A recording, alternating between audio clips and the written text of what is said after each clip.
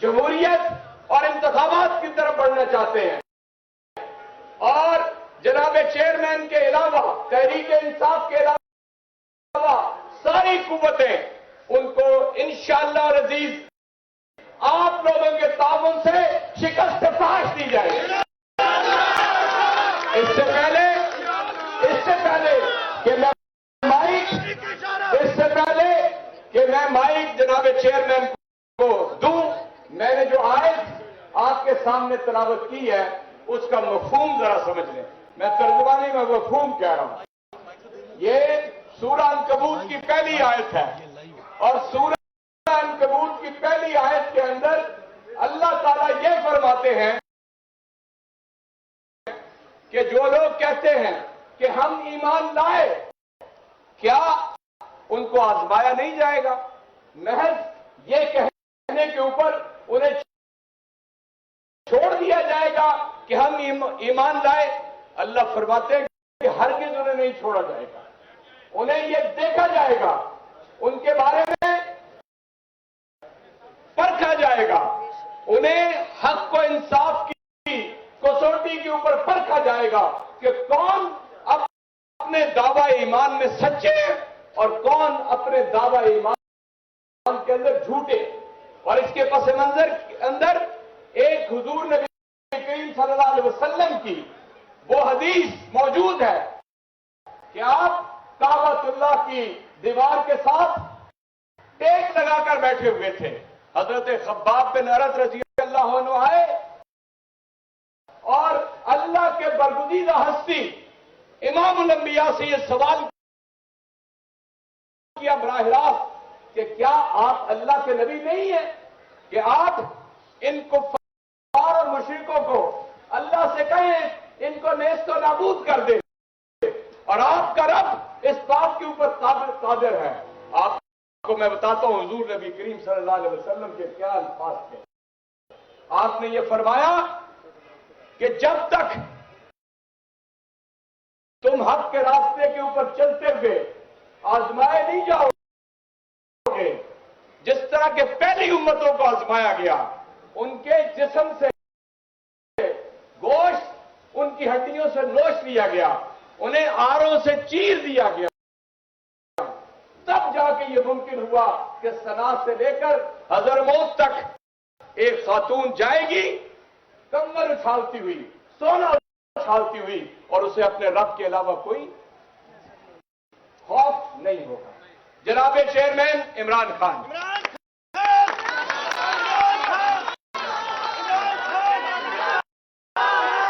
बिस्मिल्लाहिर्रहमानिर्रहीम, शुक्रिया। इय्याक नअबुदु व इय्याक नस्तईन। मैं चाहता हूं जस्ट प्लीज सामने आ जाएं कि कभी भी इस मुल्क की तारीख में किसी भी पार्टी के लीडर ने अपने लोग जिनको टिकट्स मिलने हैं उनसे इस तरह की बातें की हो जो मैं आपसे करने लगा। तो इसलिए मैं चाहता हूं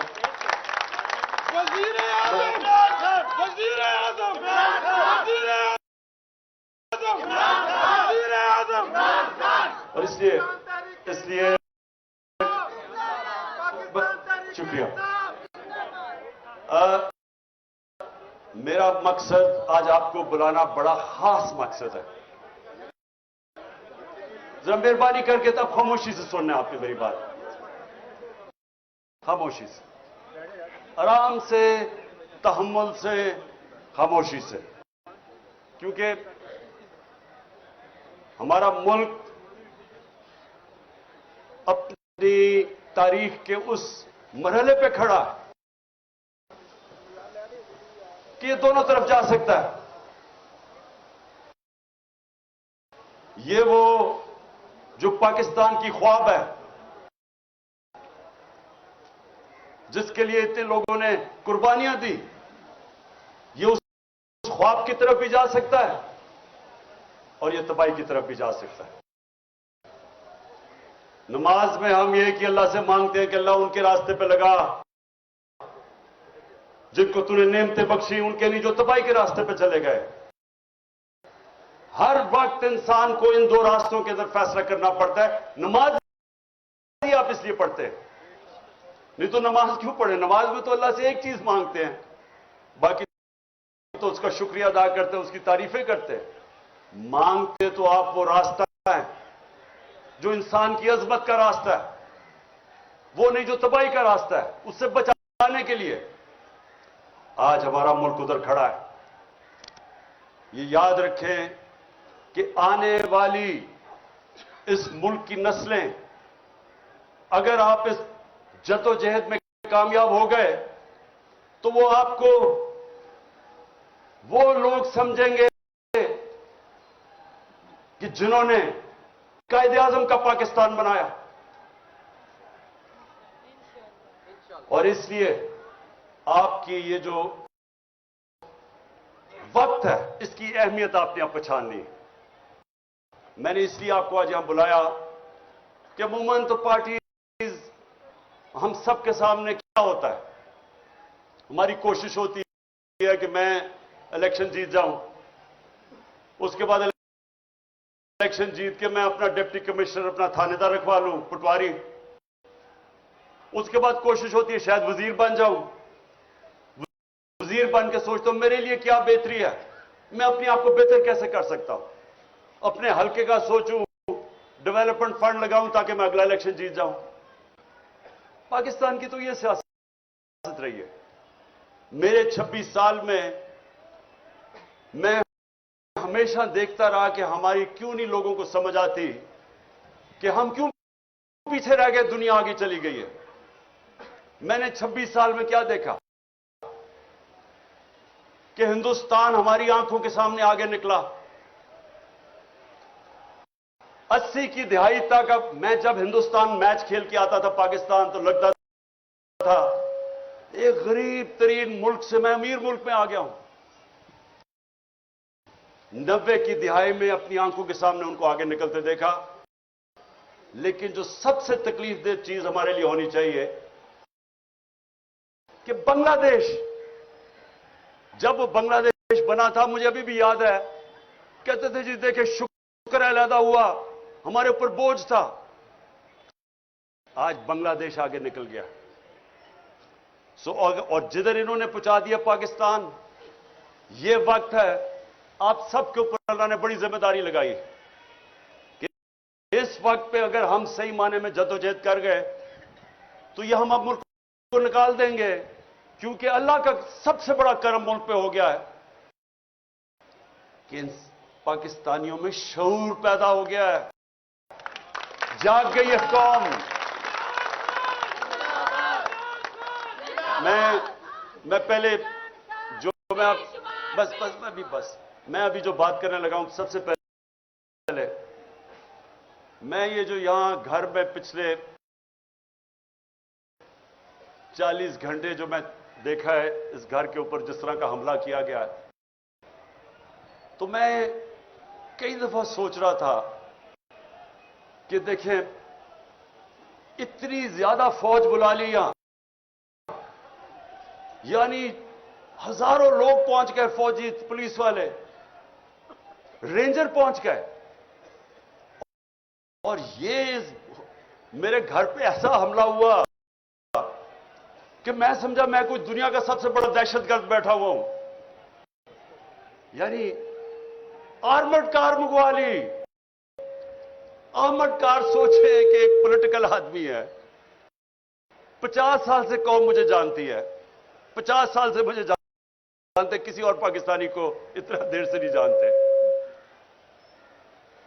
ایک دفعہ مجھے کوئی بتائے کہ میں نے کبھی قانون توڑا ہو. اس ملک میں عوام اس آدمی کو سب سے زیادہ پاکستان کی تاریخ میں پیسہ دیتی ہے, چندہ دیتی ہے, مجھے دیتی ہے. تیسرا ہسپتال وہاں, سب سے بڑے خیراتی ادارے اس ملک کی تاریخ میں. ایک یونیورسٹی نمل, دوسری ابھی القادر, سب خیراتی غریبوں کے لیے. اور جو سب سے بڑی پولیٹیکل پارٹی کا ہیڈ ہو اس کو فوج پکڑنے آ جاتی ہے لوگوں کی, یہ پولیس کی اور رینجرز کی. جرم کیا آتا تھا کہ پہلے سب سمجھ جائیں کہ پروپیگنڈا ہو رہا ہے اور اصل کیا ہے. جرم یہ تھا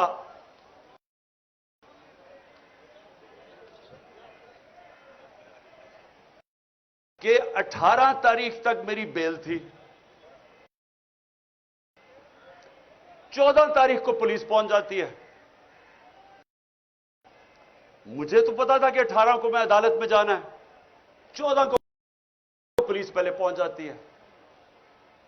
لاہور ہائی کورٹ میں جج ان سے پولیس سے پوچھتا ہے کہ جب 18 کی آپ نے پیش کرنا عدالت میں، اور کیوں آئی تھی عدالت میں پیش کرنے کے لیے، تو 3 دن آپ نے اس سے کیا کرنا تھا؟ یہ جج پوچھتا ہے اس سے۔ مجھے پتا ہے کیا کرنا تھا، انہوں نے وہ کرنا تھا جو اعظم سواتی سے کیا اور جو شہباز گل سے کیا۔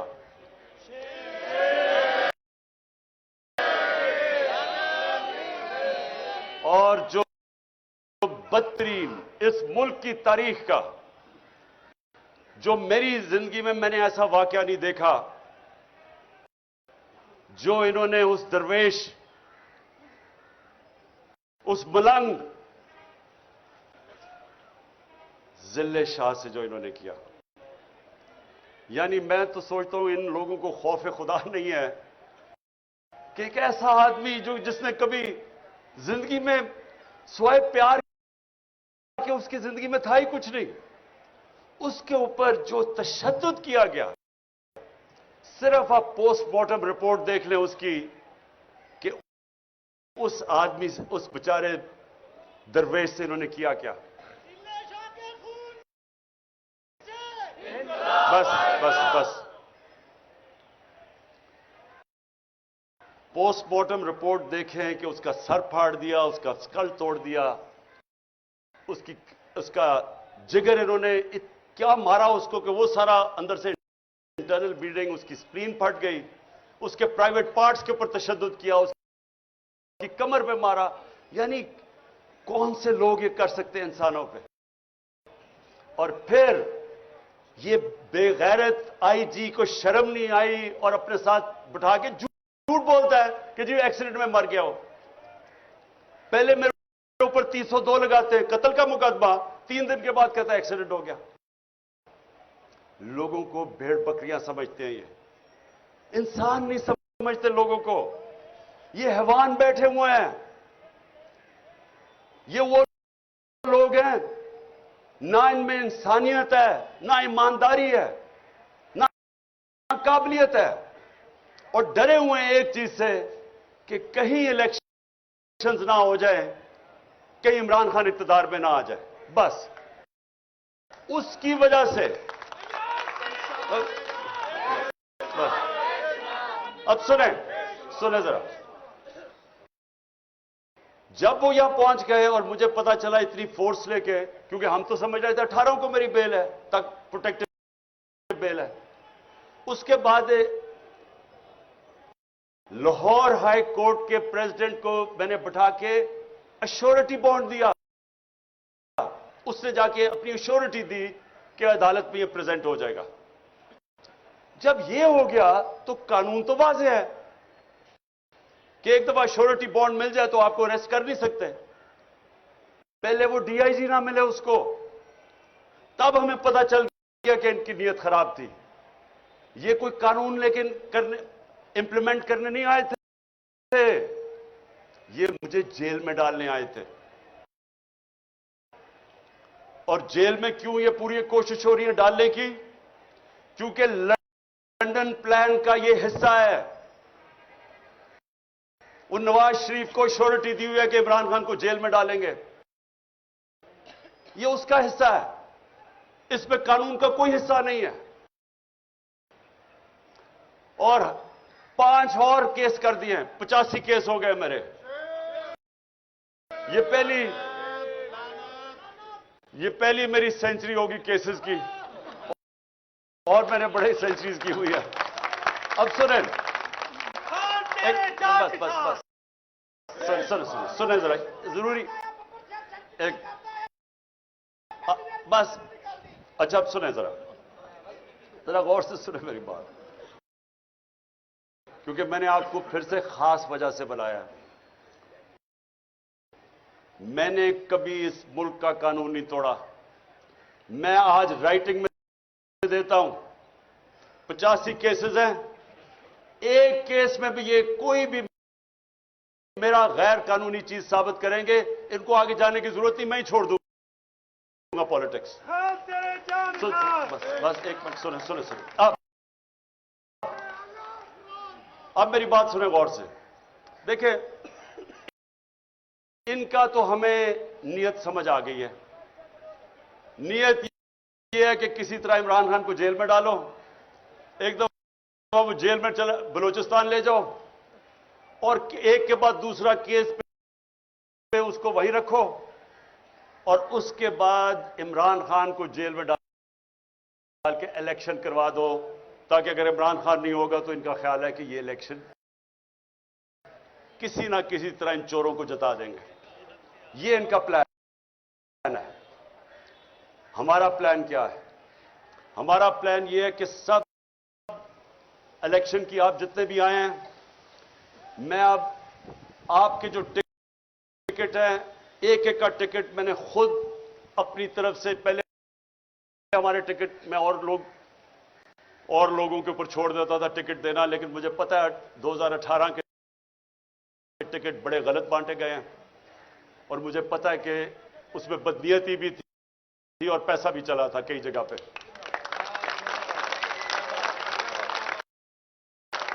اس لیے اس باری ٹکٹ میں خود دے رہا ہوں. میری کوشش ہوگی جدھر جدھر مجھے شک ہے میں آپ کے انٹرویوز کروں گا, خود کروں گا. اور میری یہ کوشش ہے, نہ میرا کوئی فیورٹ ہے, نہ میرا کوئی رشتہ دار, نہ میرا کوئی دوست. میں اپنی پوری کوشش کروں گا کہ جو میں سمجھتا ہوں کہ میرٹ ہے وہ میں اس کے مطابق ٹکٹ دوں گا. میرا 10 سال میں کرکٹ کیپٹن رہا, غلطیاں ہوئی ہوں گی, لیکن آج تک 10 سال میں کوئی نہیں کہہ سکا کہ اس نے میرٹ کے علاوہ ٹیم سلیکشن کی ہے.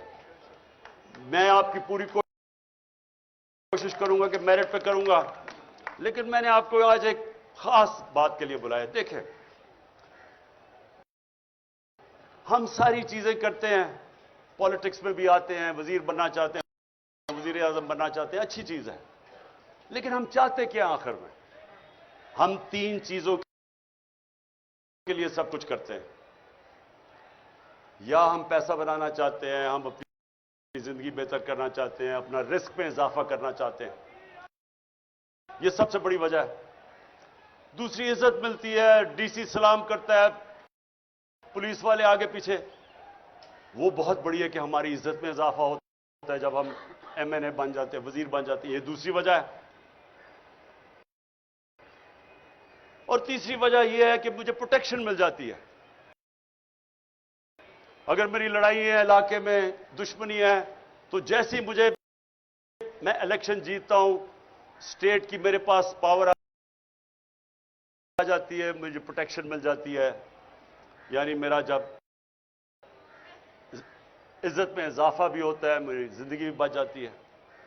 یہ اصل میں یہ 3 چیزیں ہوتی ہیں جس کے لیے انسان اپنی بزنس میں بھی اوپر جاتا ہے, پالیٹکس میں, زندگی میں محنت کرتا ہے. دیکھیں, میں آپ اپنی زندگی سے آپ کو بتانا چاہتا ہوں. سب سے پہلے جو سب سے بڑا خوف ہے وہ ہے موت کا. یہ ایک ایسا خوف ہے جو انسان کو غلامی بھی انسان قبول کر دیتا ہے موت کے خوف سے. بلکہ بدترین غلامی انسان کی ہوتی ہے جو وہ خوف کی وجہ سے وہ رائے حق پہ نہیں کھڑا ہوتا. میں مثال دیتا رہتا ہوں کوفہ کے لوگوں کی, کہ ان کو پتا تھا حضرت امام حسین حق پہ کھڑے, انہیں پتا تھا کہ وہ اصول اور سچ پہ کھڑے, لیکن یزید کے خوف کی وجہ سے انہوں نے ان کی مدد نہیں کی, اور ہمیشہ وہ پچھتاتے رہے کہ اسلام کی تاریخ کا سب سے بڑا ظلم ہوا اور انہوں نے کچھ نہیں کیا. تو یہ جو خوف ہے، جب میں مدینہ کی ریاست کی مثال دیتا ہوں تو اپنے بچوں کو ضرور بتائیں کہ دنیا کی تاریخ کا سب سے بڑا انقلاب آیا تھا اور یہ تاریخ کا حصہ ہے۔ 625 میں جنگ بدر، 313، 11 سال کے بعد یہ ہسٹری کا حصہ ہے، ورلڈ ہسٹری کا۔ 625 جنگ بدر، 636 میں رومن ایمپائر گھٹنے ٹیکتا ہے یارموک پہ، اور 627 میں دوسری سپر پاور پرشین ایمپائر قدسیہ میں گھٹنے ٹیکتا ہے۔ یہ ہیومن ہسٹری میں 11 سال میں کدھر 313 اور کدھر 2 سپر پاورز گر جاتی ہیں۔ یہ کیا ہوا تھا؟ سب سے بڑی چیز، انسانوں کے خوف ختم کر دیے تھے۔ دنیا کے سب سے عظیم لیڈر نبی صلی اللہ علیہ وسلم نے جب کہا تھا کہ اللہ کے ہاتھ میں ہے، قرآن کی کئی آیتیں، جب امت گھبرائی ہوئی تھی جنگ خندق پہ، بہت بڑی فورس آ گئی ان کے خلاف، کنفیڈریشن تھی، تو قرآن کی آیت آئی کہ کتنا ان کے اوپر پریشر تھا کہ اب کیسے ہم بچیں گے۔ ادھر آیت آئی کہ کیا تم، اگر تم بھاگ جاؤ گے تو کیا تم زندہ رہ جاؤ گے؟ کیا تم اگر اللہ نہ چاہے تم زندہ رہ سکتے ہو، اور اگر وہ نہ چاہے تو تمہاری کوئی جان لے سکتا ہے؟ خوف دور کر دیے۔ وہ دنیا کی امامت کی انہوں نے، جو ساری دنیا میں پھیل گئے۔ جو میں نے یہاں باہر دیکھا، آپ یقین کریں کہ میں تیار تھا اپنا بیگ پکڑ کے، میں نے کہا میں لوگوں کو میں زخمی نہیں دیکھ سکتا، کہ وہ ادھر سے فوج آ رہی ہے جس طرح کوئی کشمیر فتح کرنے آ رہی ہے، رینجرز آ رہے ہیں، ادھر سے پولیس، اور یہاں چند اتنی ٹیئر گیس کی کہ ہم اندر نہیں، اندر کمرے کے اندر ہمارے لیے مشکل تھا۔ اس طرح کا انہوں نے اٹیک کیا، اور وہ چند، میں آج ان کو سلام کرتا ہوں، جس طرح وہ کھڑے ہوئے ہیں لڑکے۔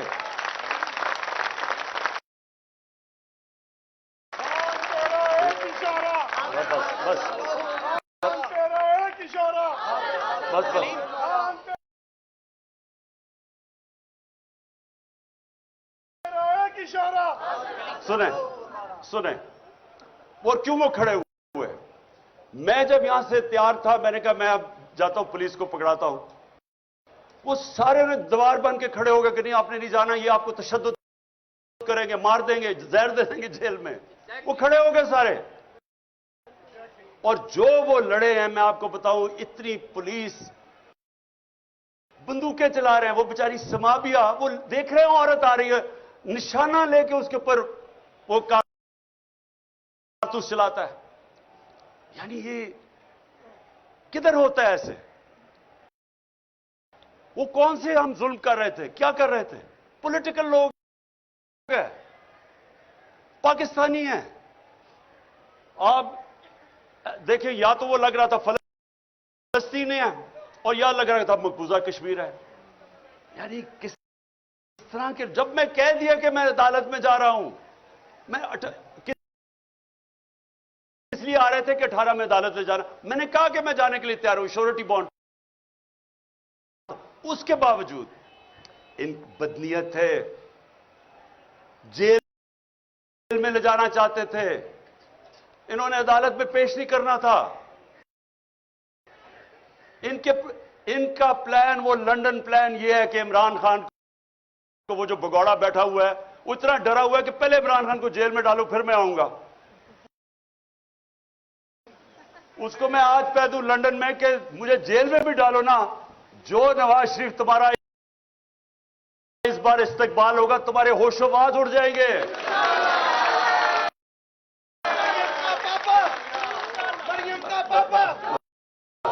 اچھا، اب جو وہ نوجوانوں نے، جی، تو جو وہ نوجوانوں نے جس طرح کھڑے ہوئے، اور میں، کوئی سویا نہیں، صبح کے 12 بجے 1 بجے خواتین بھی 12-1 بجے تک ساری رات جاگے رہے. تھوڑے سے لوگ تھے کئی دفعہ, کیونکہ انہیں اتنی ٹیئر گیسیں کی لوگ بیچارے برداشت نہیں کر سکتے تھے. اس کے باوجود جس طرح جس جذبے اور جنون سے کھڑے ہوئے ہیں, میں آج ان کو صرف اس لیے سلام کرتا ہوں کہ یہ جو یاد رکھیں, کوئی چیز جذبے اور جنون اور ایمان کا مقابلہ نہیں کر سکتا. چاہے آپ سب سے 5,000 پولیس جمع کر کے لے آئیں اور رینجرز کر لیں, اور رینجرز یعنی رینجرز کا کیا کام ہے کہ ایک پولیٹیکل لوگوں کے اوپر وہ پہنچ جائیں, وہ ہمیں اس طرح کرے جس طرح کہ ہم کوئی دشمن ہے. یہ قوم اپنی فوج سے کیوں پیار کرتی تھی؟ اس لیے کرتی ہے کہ وہ سمجھتے ہیں کہ یہ ہمیں دفاع کریں گے. تو کیا ہم کوئی دشمن ہے ملک کے؟ یہ جو چور اوپر بٹھا دیے ہیں, جن کے اربوں ڈالر باہر پڑے ہوئے ہیں, چوری کر کے پیسہ باہر, ان کی عیدیں باہر, ان کے علاج باہر, ان کی شاپنگ باہر, ان کے ٹبر سارا باہر, ان کے لیے کھڑے ہو کے اور ہمارے جیسے لوگوں کے اوپر اس طرح کا برتاؤ کرتے ہیں. یہ تو اپنے ملک میں نفرتیں پھیلا رہے ہیں, اپنی سب سے بڑی پارٹی کو اپنے ادارے کے خلاف کھڑا کر رہے ہیں. یہ تو کوئی دشمن دعا کرے گا کہ پاکستان میں یہ ہو جائے. یہی اس پاکستان میں ہوا تھا. کیا ہوا تھا کہ سب سے بڑی جماعت کے خلاف ہم نے فوج کھڑی کر دی. تو کیا سبق نہیں ملا کہ ملک ٹوٹ گیا تھا؟ اور اگر آج سب سے بڑی پارٹی جو واحد فیڈرل پارٹی رہ گئی ہے, ایک فیڈرل پارٹی ہے جو ملک کو اکٹھا رکھ سکتی ہے, اگر پہلے اس کے لیڈر کو قتل کرنے کی کوشش کی, اس کے بعد یہ ڈرامہ ہو رہا ہے سارے ملک کے سامنے کہ جیسے ہم کوئی دہشت گرد ہے, اور یہ اوپر والے چن کے وہ پولیس والے لے کے آئے ہیں جو جرائم پیشہ ہیں. ان کے اوپر ہم نے الیکشن کمیشن کو کہا تھا کہ 25 مئی کو انہوں نے ہمارے اوپر تشدد کیا, ان کو نہ لے کے آئے, انہی کو لا کے اوپر بٹھا دیا. اور پھر یہ سوچ رہے تھے کہ یہ جب خوف دیکھیں گے, پولیس دیکھیں گے, تشدد دیکھیں گے, بھاگ جائیں گے. یہ اب بھاگنے والی قوم نہیں رہ گئی.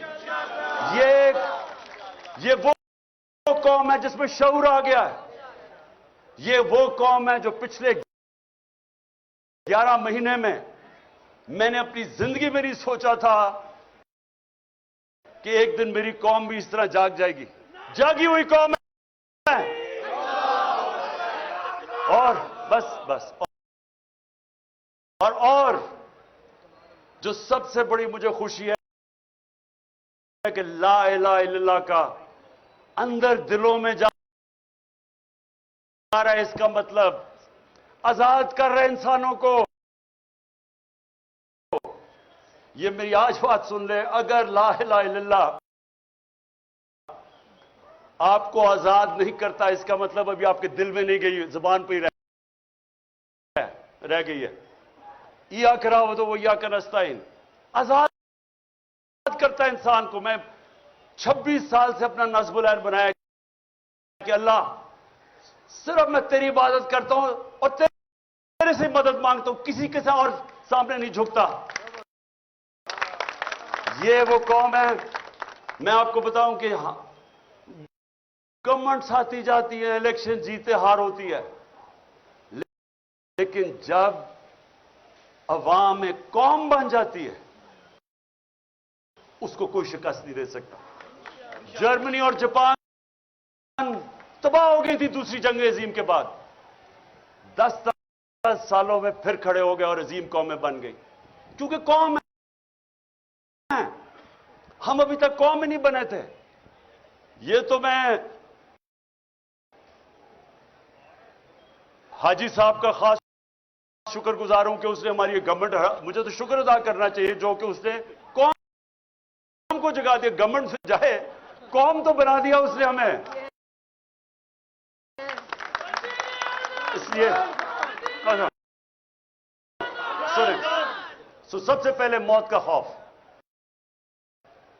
پھر عزت، پھر عزت۔ اب یہ سنیں، میں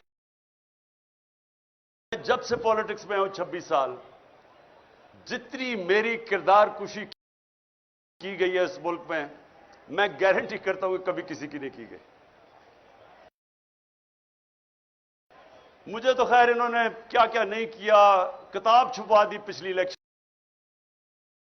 سے پہلے کسی سے پیسے دے کے، انہوں نے جو میرے اوپر اچھالا ہے گند، مجھے صرف تکلیف یہ ہے کہ بشرا بیگم کو جو انہوں نے ایک پلان طریقے سے ان کے خلاف کیمپین چلائی ہے، ایک وہ خاتون، میں اپنی زندگی میں اگر کسی انسان کو سمجھا ہوں کہ وہ میرے سے بہت آگے ہے ایمان میں، وہ بشرا بیگم ہے۔ اب اس کی جو کردار کشی کی گئی، جو خاتون نہ کبھی ڈنر پہ جاتی ہے، نہ کسی شادی پہ گئی ہے 5 سالوں میں، نہ کوئی بار لندن گئی ہے، نہ کوئی شاپنگ کا شوق ہے، نہ کوئی بینک اکاؤنٹ ہے، اس کے اوپر جو انہوں نے کیا پلان کر کے۔ لیکن میں یہ آپ کو بتانا چاہتا ہوں کہ دیکھیں، میں آپ کے سامنے وہ انسان کھڑا ہوں جو ثابت کرتا ہے کہ انسانوں کے ہاتھ میں عزت نہیں ہے۔ اگر انسانوں کے ہاتھ میں ہوتا تو جتنا ان کا پیسہ ہے، ساری تو تقریباً ٹی وی چینلز خرید چکے ہیں۔ یہ ہر روز وہ ہمارے اگینسٹ پروپیگنڈا کرتے، کیا فرق پڑا؟ وہ چینلز کوئی لوگ نہیں دیکھتے۔ سنیں ذرا میری بات، ہمیں یہ خوف نکل جانا چاہیے کہ میں اگر وزیر بنوں گا یا ایم ایل اے بنوں گا یا ایم پی تو مجھے عزت زیادہ مل جائے گی، بلکہ جتنا جتنا آپ کو اللہ نوازتا جاتا ہے، آپ کی ذمہ داری زیادہ ہو جاتی ہے، ذلت زیادہ ملتی ہے اگر آپ جو لوگوں سے وعدہ کریں وہ پورا نہیں کرتے۔ جتنی ذمہ داری جتنا اوپر لے کے جاتا ہے، اتنی آپ کو زیادہ ذمہ داری ڈال دیتا ہے اللہ آپ کے اوپر۔ سو اس لیے یہ بھی غلط فہمی نہیں تو یہ سارے جو چور بیٹھے ہوئے ہیں، ان کو تو سارے ملک میں سب سے زیادہ عزت ملنی چاہیے، جو 30 سال اقتدار میں بیٹھے رہے ہیں۔ لوگ گالیاں نکالتے ہیں، آج کیوں الیکشن سے بھاگ رہے ہیں؟ انہیں پتہ ہے کہ جب لوگوں کے اندر نکلیں گے لوگ انڈے ماریں گے ان کو، کیونکہ ذلت اور عزت نہ پیسے سے کسی کو ذلیل کرا سکتے ہیں، نہ کوئی پوزیشن آپ کو عزت دے سکتی ہے۔ اور جو آخری چیز ہے رسک، دیکھیں میں پھر آپ کے سامنے وہ کھڑا ہوں، ورلڈ کپ جب ختم ہوا تو میں نے ہاسپٹل بنانا تھا، میں نے وعدہ کیا ہوا تھا، تو میں نے کبھی ورلڈ کپ جیتے، حالانکہ جو کرکٹ میں اللہ نے مجھے پوزیشن دی تھی، جو میرا جو مقام بن چکا تھا، مجھے تو کچھ کرنے کی ضرورت ہی نہیں تھی۔ تھوڑی دیر سال کے اندر کوئی کرکٹ کے اوپر بات چیت کر کے میرے پاس کسی چیز کی ضرورت نہیں تھی، کوئی میں نے کام نہیں کیا، صرف پہلے میں ہسپتال بنانے پر لگ گیا، اس کے بعد 96 کے اندر پولیٹیکل پارٹی لگی، سارا وقت اس میں اور ہسپتال میں نکل گیا۔ لیکن آج تک میں آپ کو بتا رہا ہوں، کئی مجھے مشکل ٹائم آئے، پیسے ختم ہو گئے، کبھی مجھے اپنی ضروریات کے لیے جو پیسے چاہیے تھے اس میں کبھی نہیں آئے، کیونکہ رزق تو اللہ دیتا ہے، اس کو تو پتا ہے کہ میں کیا کر رہا تھا۔ جب میرا پیسہ ختم ہونے لگتا تھا، کوئی سیریز آتی تھی، وہ کہتے تھے جی عمران خان یہ کرکٹ کے اوپر آپ تبصرے کر دیں، وہ تبصرے کرنے میں سال کا ہی خرچہ نکل جاتا تھا 5 دنوں میں، یا پھر کوئی پرابلم، میرا گھر بنا رہا تھا، پھر پیسے ختم ہو گئے، پھر ایک دم آیا جی وہ ہندوستان سے میچ ہے. انہوں نے کہا جی اتنے ہفتے کے لیے آئے. میں نے کہا میں نہیں جا سکتا, میرے بچے آ رہے ہیں. انہوں نے کہا اچھا 5 دن دے دیں. 5 دنوں میں میرے 2 سال کے پیسے نکل گئے, خرچے نکل گئے. یہ دیکھیں, یہ ایسے نہیں ہوتا, اوپر والا کرتا ہے. کبھی بھی میں آپ کو یہ کہتا ہوں کہ سب سے بڑا یہ موت کے خوف کے بعد یہ ٹریپ ہے کہ میں اب یہ جو کر رہے تھے ہمارے ساتھ, جس طرح کی انہوں نے اب بندوق چلا رہا ہے, عورت وہ بیچاری سمابیہ ایک نشانہ لے کے بندوق چلا رہا ہے, وہ کون سے خطرے میں ایسی خاتون چلی آ رہی ہے. کیا ان لوگوں کو خوف خدا نہیں ہے؟ کیا ان کو نہیں پتا کہ تم کوئی بھی آرڈر غلط فالو کرو, اللیگل آرڈر, تم ذمہ دار ہو. کوئی آپ کو چیز اجازت نہیں دیتی کہ آپ قانون توڑیں. نہتی خاتون کے اوپر بندوقیں چلا رہا ہے, یا وہ 25 مئی میں جو انہوں نے کیا, یا لوگوں کے گھروں میں 3 بجے گھس کے عورتوں کے سامنے انہوں نے لوگوں کو ہراساں کیا. کیا یہ قانون اجازت دیتا ہے؟ نہیں دیتا. اور اس لیے انہوں نے کیا کیا, انہوں نے صرف اپنی نوکریوں کے لیے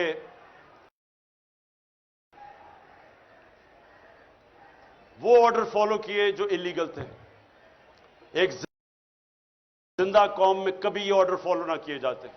میں برطانیہ کا آپ کو بتا دوں, میرا وہاں بڑا ٹائم گزرا ہے, کبھی کسی نے, پولیس نے کبھی ایسا کام نہیں کیا. انہوں نے کہنا تھا یہ قانون اجازت نہیں دیتا, انہوں نے نہیں کرنا تھا. یہ جو غلط کام کرواتے ہیں, اوپر سے گندے قسم کے جرائم پیشہ لوگوں کو آئی جی اور سی سی پی او کو اوپر بٹھا کے, یہ کسی بھی ملک جدھر حقیقی آزادی ہو, جدھر قانون آپ کے بنیادی حقوق, فنڈامنٹل رائٹس کو حفاظت کرے, کبھی نہیں ہوتا. اور یہ ہوتا ہے جب آپ اپنی ضمیر کو کمپرومائز کرتے ہیں رسک کے لیے. ہمیشہ مجھے موقع ملے, ایک دفعہ انہوں نے مجھے کہا کہ جی آپ ساؤتھ افریقہ آ جائیں کرکٹ کھیلنے کے لیے, ہم بڑے پیسے دیں گے تمہیں. بہت پیسے دیتے تھے تب میں جب میں کرکٹ کھیل رہا تھا, کیونکہ ساؤتھ افریقہ بینڈ تھا, اس کے اوپر بین لگا ہوا تھا. تو وہ جو پلیئر وہاں جاتا تھا, بڑے پلیئرز اٹریکٹ کرتے تھے, بڑے پیسے آفر کرتے تھے. ہمیشہ یہ آپ کے راستے میں 2 راستے آئیں گے جب آپ کے ضمیر کا سودا کے لیے آپ کو کوئی پیسے آفر ہو. مجھے جو میں پہلا ٹیسٹ لاہور میں کیپٹن کر رہا تھا, مجھے ہندوستان سے آیا جی تم ایک ٹاس ہمیں بتا دو, یعنی کہ ان کے ساتھ مل کے ٹاس کا فیصلہ بتا دو, ہم تمہیں اتنے پیسے دے دیں گے. بڑے پیسے تھے ان دنوں میں. تو یہ آپ کے لیے ہمیشہ آپ کا اللہ ضمیر ٹیسٹ کرے گا. اور انشاءاللہ آپ میں سے جو پاور میں آئیں گے, جن کو موقع ملے ایم پیز, وزیر بنیں گے, میری ایک آج بات یاد رکھ لینا, عزت آپ کے ہاتھ میں ہوگی. جو دیانتداری سے عوام کی خدمت کرے گا, جو آپ وعدہ کر کے ایم پی بنتا ہے, کوئی وعدہ کر کے ایم پی ایم اے نہیں بنتا کہ جی میں فکر نہ کریں, میں جا کے بڑا لوٹوں گا پیسہ یا کرپشن میں پیسہ بناؤں گا. وہ سارے کہتے ہیں میں عوام کی خدمت کروں گا. تو جو وہ نہیں کرے گا, آپ جو مرضی کما لیں, آپ کو عزت نہیں ملنی. تو میں یہ چاہتا ہوں کہ آپ ذرا تھوڑا سا اپنی ویژن بڑی کر لیں. آپ کی ویژن ہونی چاہیے, جب اللہ آپ کو موقع دے گا کہ ہمیں اللہ نے پاکستان کے اس وقت ہمیں لے کے آیا یہاں کہ ہم نے آج اپنی ذات کا نہیں سوچنا, ملک کا سوچنا, اپنی میں سے باہر نکلانا ہے. بڑا انسان کبھی بھی آج تک وہ نہیں بنا جس سے زندگی خود غرضی اور اپنی ذات کے لیے گزاری ہے. دنیا کی تاریخ کسی امیر آدمی کو یاد نہیں کرتی. کتنے ہندو یہاں اربوپتی ہندو تھے, لیکن لوگ گنگا رام کو یاد کرتے ہیں. جو انسانیت کا آج آپ چلے جائیں, اوپر سے لے کے نیچے تک چلے جائیں عرس کے اوپر اللہ کے صوفی جنہوں نے انسانیت کی خدمت کی تھی، آج بھی چلے جائیں لاکھوں لوگ آئے ہوئے ہوتے ہیں، 1000 سال سے پہلے وہ دنیا سے پردہ کر چکے ہوتے ہیں۔ کیوں؟ کیونکہ عزت اللہ اس لیے دیتا ہے، انہوں نے انسانیت کی خدمت کی۔ جب آپ سیاست انسانیت کی خدمت کرنے پہ چلتے ہیں، رائے حق کی پالیٹکس کرتے ہیں، تو یہ عبادت میں شامل ہو جاتی ہے۔ سارے بڑے بڑے جو بھی اللہ کا پیغمبر آیا وہ سارے سیاستدان تھے، سب لیڈرز تھے، تو کیونکہ لیکن وہ انسانیت کے لیے آتے تھے، اللہ ان کو ساری دنیا کی تاریخ جب تک رہے گی عزت دیتا ہے۔ جب میرے نبی صلی اللہ علیہ وسلم نے آخری خطبہ عرفات پہ جب انہوں نے ختم کیا تو انہوں نے 1 لاکھ لوگ تھے، ان سے پوچھا کہ اللہ کے سامنے گواہی دو کہ میں نے اپنے دیانتداری سے اللہ کا پیغام دیا تمہیں؟ تو وہ پہلے روز سے پھر وہ ریپیٹ کرتے تھے، پھر 10 روز کے بعد جاتا تھا، پھر ایسے۔ تو جیسے جیسے وہ پیغام جاتا رہا تو ایک پوری سارے لاکھوں کا مجمع میں آواز اٹھی کہ ہاں نبی، آپ نے دیانتداری سے اللہ کا پیغام دیا۔ اور پھر وہ لوگوں نے رونا شروع کر دیا۔ کیوں رونا شروع کیا؟ کیونکہ لوگوں کو پتا تھا کہ اب انہوں نے اپنی مشن پوری کر لی ہے، یہ اقتدار کے لیے نہیں آئے تھے، اب یہ ہمارے ساتھ زیادہ دیر رہیں گے نہیں۔ یہی آپ کی مشن ہے۔ دیکھیں، آپ نے اگر عزت کمانی ہے تو جو آپ پالیٹکس کریں اپنی ذات سے باہر نکلائیں۔ آپ نے اگر اس کو عبادت میں شامل کرنا ہے، اپنی آخرت بہتر کرنی ہے، ذات سے باہر نکلائیں۔ نیلسن منڈیلا 27 سال اس نے جیل میں گزارے، 27 سال، اور جب باہر نکلا تو جنہوں نے اس کے اوپر ظلم کیا تھا سب کو معاف کر دیا، کیونکہ اپنی ذات کے لیے نہیں کر رہا تھا،